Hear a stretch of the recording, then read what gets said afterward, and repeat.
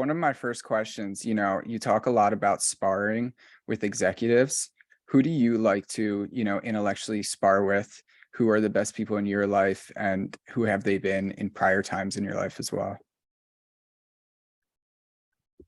I think I'm not actually ever in the ring enough to be the boxer. I'm always the sparring partner, and that's how I prefer it.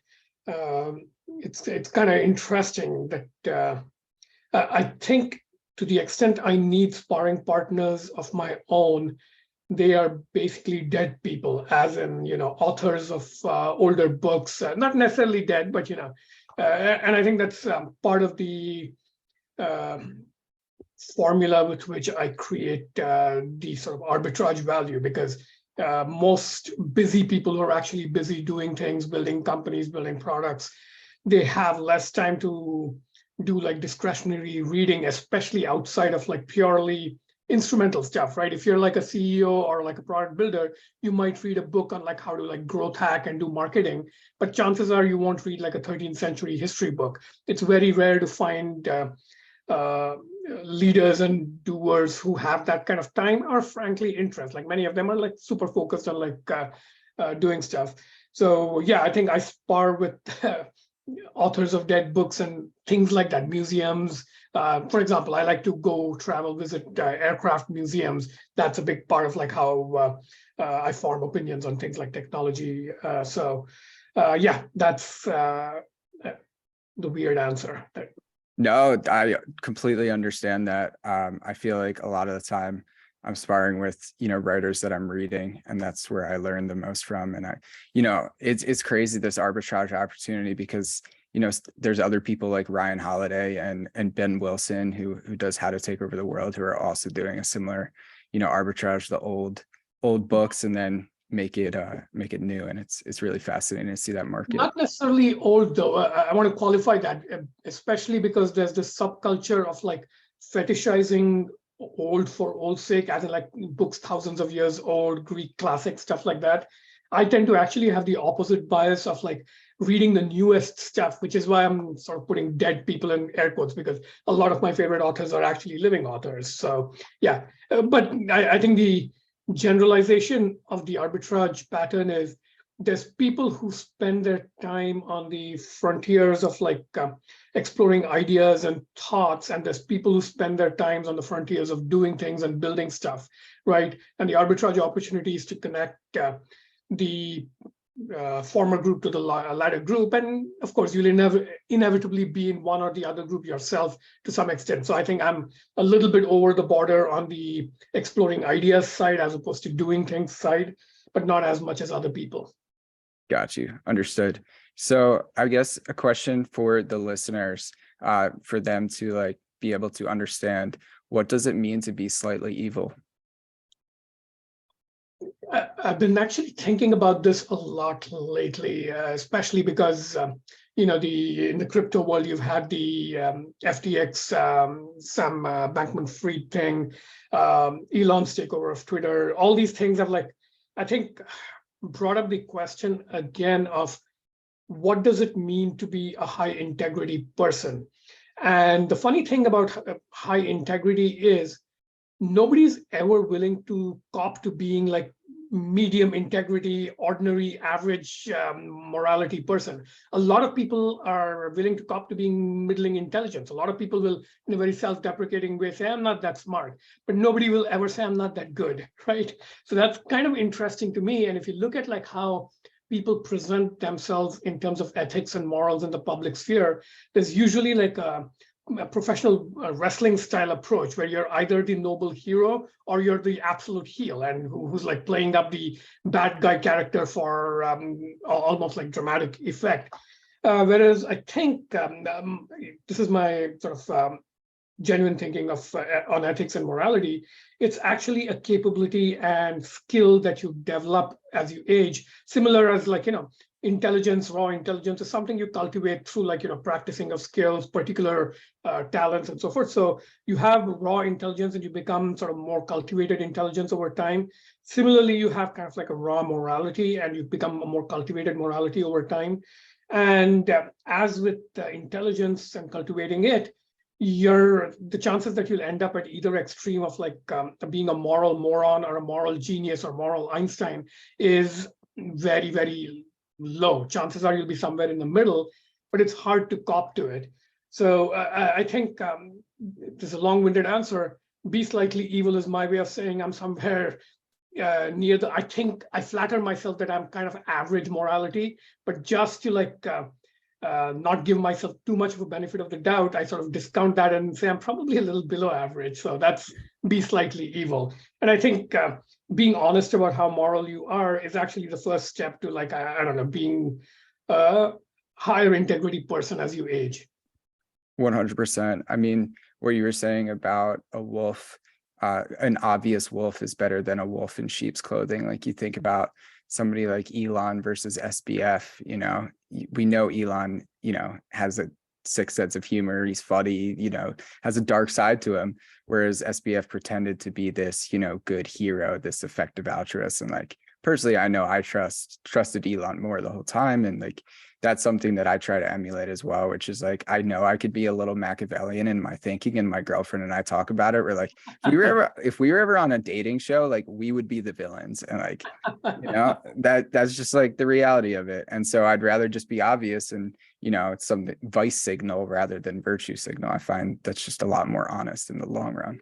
And it's also, there's almost like a physics of morality where people signal virtues that are like humanly impossible in a way that they don't signal intelligence, because intelligence you can calibrate. You can like compare yourself to the smart kids and the dumb kids as you were growing up in school, and you can say that's what a smart person looks like, and I can sort of like see how well I aspire to them.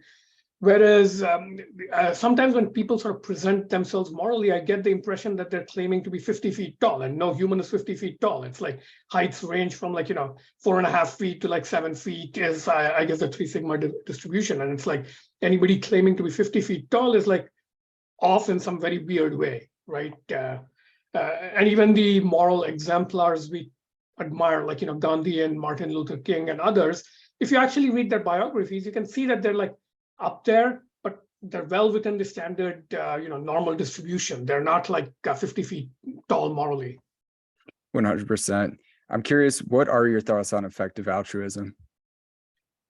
I think it's like, honestly, a kind of clueless and sophomoric way of thinking about everything, not just about altruism, but about everything. The world does not work the way effective altruism models it.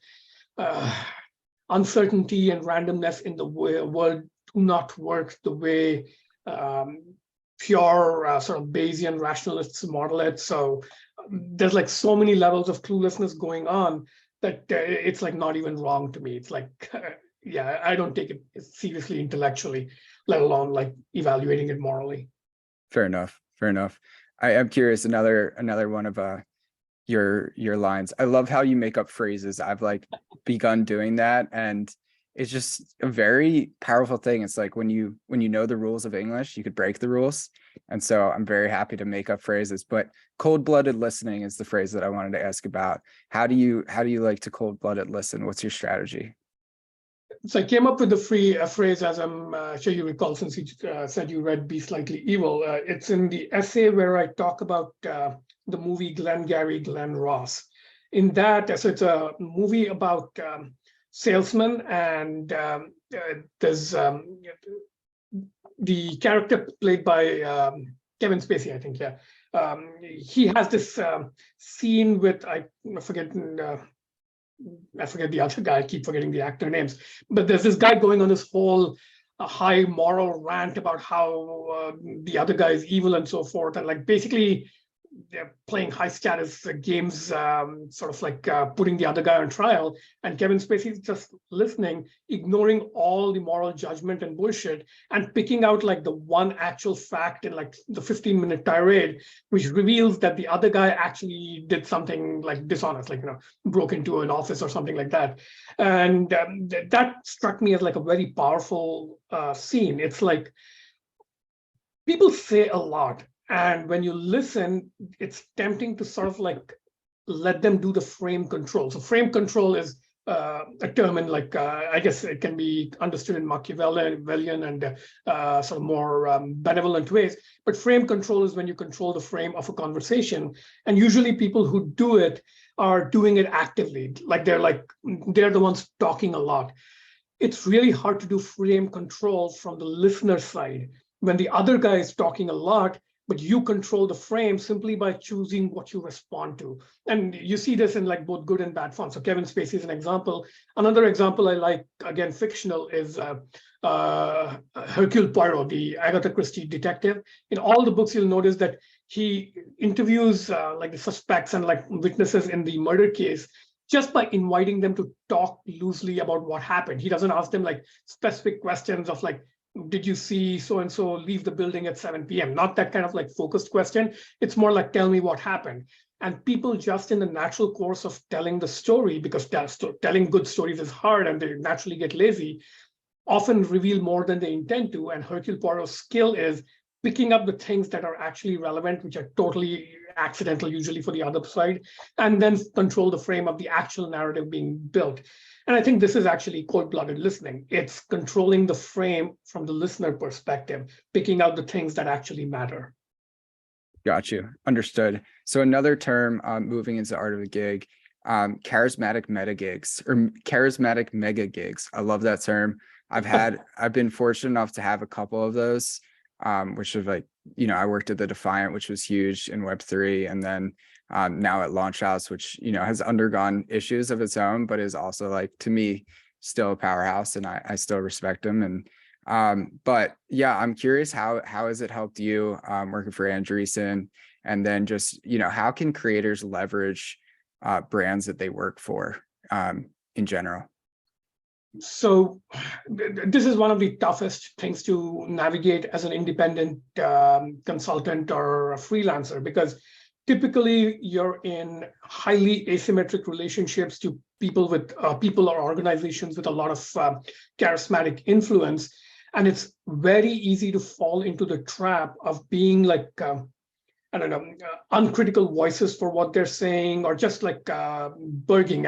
Berg stands for basking in reflected glory. Like, just being associated with somebody causes a lot of reflected glory. So maintaining your sort of individual identity and agency in sort of what I think of as a charismatic field is it's a tough job. And when you work for like charismatic people or organizations, it's actually part of the job description, because you're not valuable to those people or organizations if you don't actually manage to maintain your own identity. If you become just another yes man orbiting their little bubble of like self-validation, you're no use to them.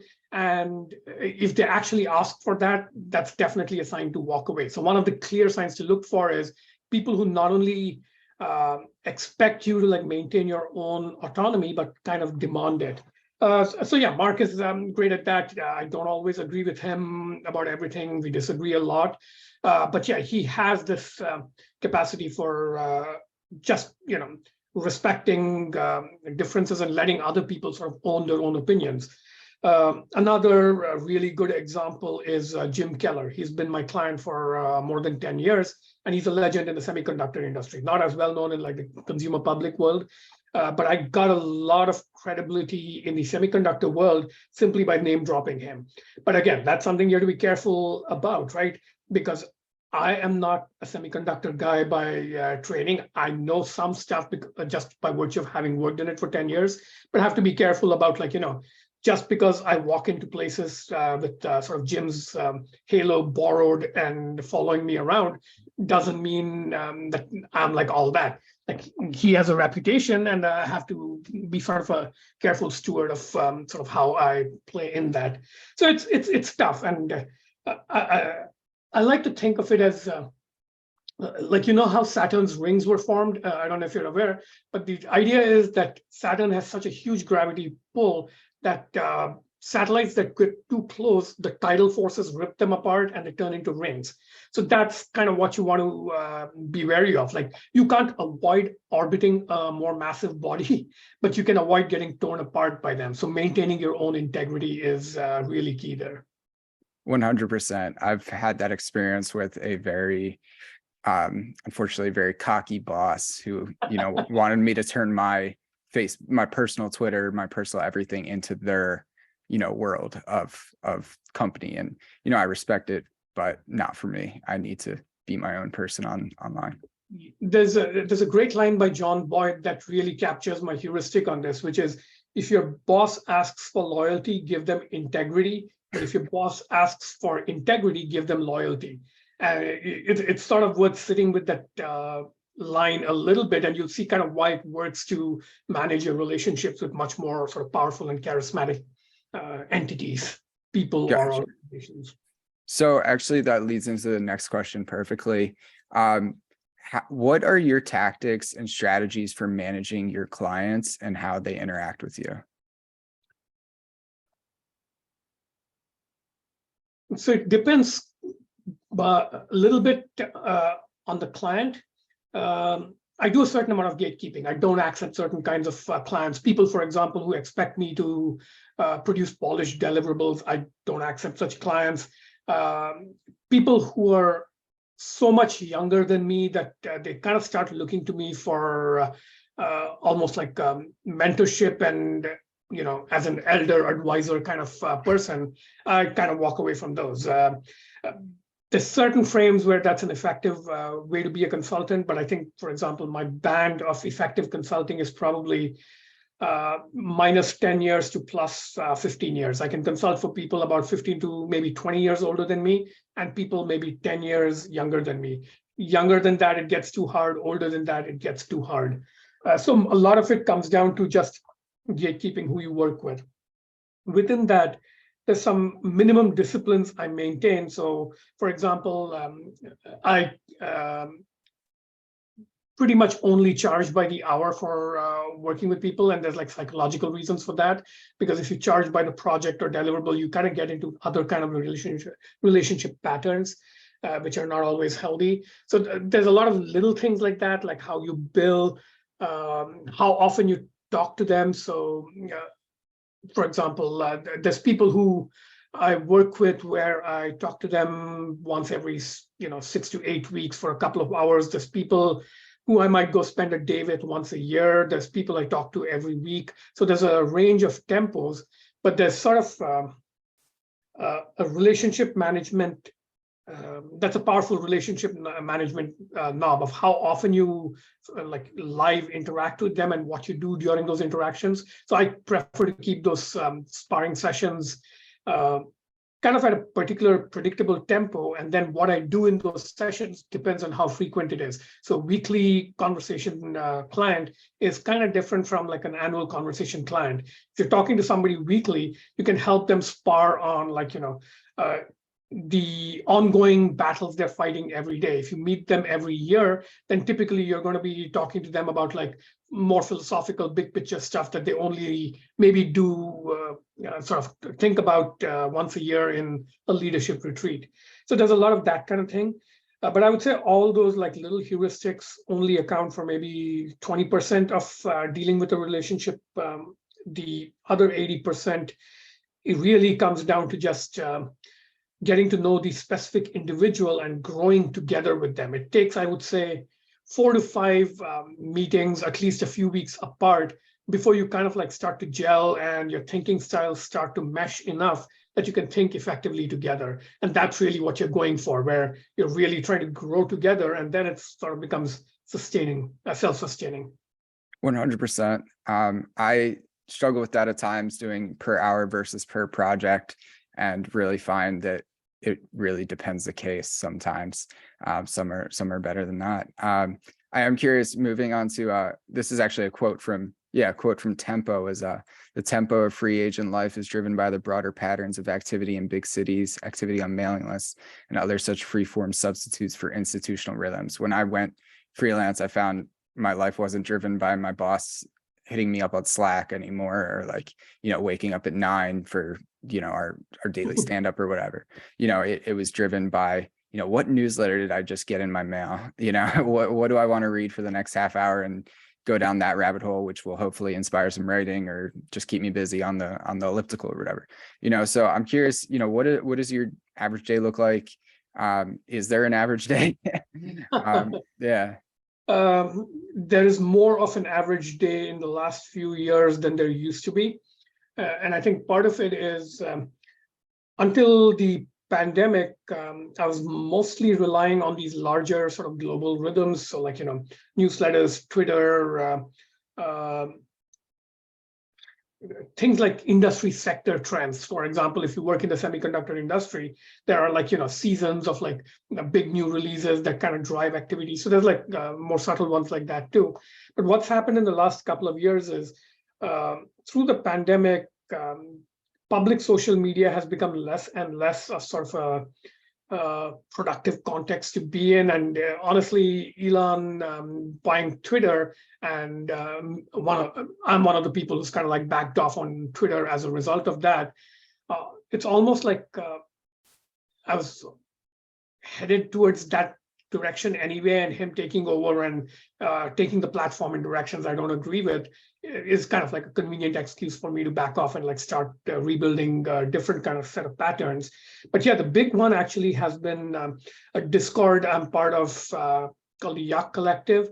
And it's kind of just a group of us studying a lot of topics, tinkering on projects.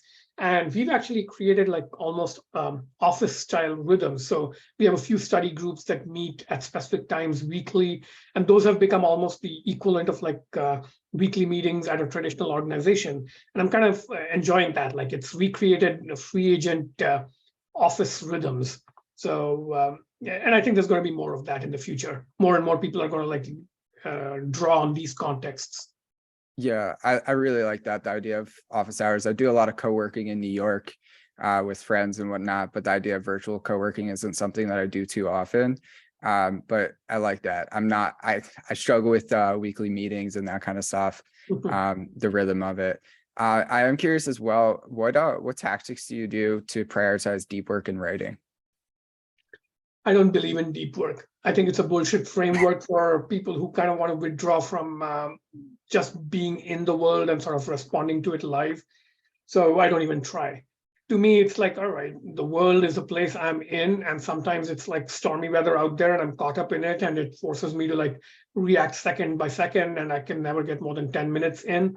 Other times there's like calm periods and I'm thinking about ideas that draw me in certain directions, and I can sit for 8 hours and do certain things. And I think this shows in my work. I'm primarily an essayist. Tempo is one full-length book I've written, but even that was derived from my postdoctoral work, where I had the sort of privilege of being secluded from the work, just working on a big research topic for a couple of years. And I think there's sort of natural sort of form factors for types of work. So if you want to write a novel, it is a certain chunk of work, and you're going to have to work in certain ways to do it. Essays are a different kind of thing. Making YouTube videos or podcasts like you do is another kind of thing. So I think you have to respect the logic of the work you're doing and not get attached to like weird notions of deep, in the sense of like, oh, I have to go off and work 8 hours a day without talking to people and only have deep, meaningful conversations with a few people once a month. No, I think all that is like bullshit LARPing. You kind of have to be in the world and sort of respect the contours of the work you're trying to do. 100%. That's what I love about essays too, is I could do it, bang it out, tweet, do everything in the combination. I don't know, when I was younger, I thought the only way to make it as a writer was novels and, locking yourself up in your house for months or whatever. But those were all the main questions. I like to keep my podcast like under 30 minutes. And this was really enjoyable conversation that I've been looking forward to for a long time, and wasn't sure if I'd have. So thank you so much. I really appreciate it. It's great to be here. Thanks for having me on. All right. Have a good one.